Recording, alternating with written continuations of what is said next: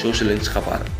Rossiyada kelayotgan qish 250 yildagi eng sovug'i bo'lishi mumkin. Sinoptiklar.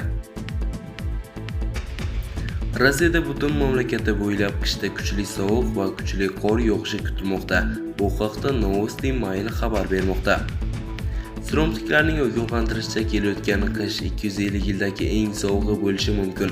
Markaziy va Volga-bo'yi hududlarda havo harorati Selsiy bo'yicha -35 darajagacha pasayib, qor yog'ishi 400 mm ga, shamol esa soniyaga 22 metrgacha kuchayishi mumkin.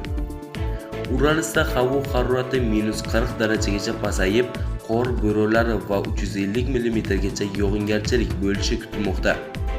Krasnoyarsk o'lkasi va Novoberskiy viloyatida qariyb 900 mm qor yog'ishi va harorat Selsiy bo'yicha -38 darajagacha tushishi mumkin.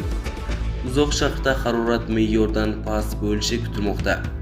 Premyerda harorat ba'zi joylarda -35 darajagacha, Kamchatka va Magadendada esa -32 darajagacha pasayib, yog'ingarchilik 450 mm dan oshib, sekundiga 30 metrga shamol esadi.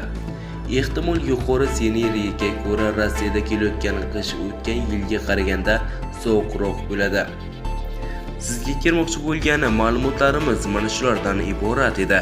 Bizni kuzatishda davom eting.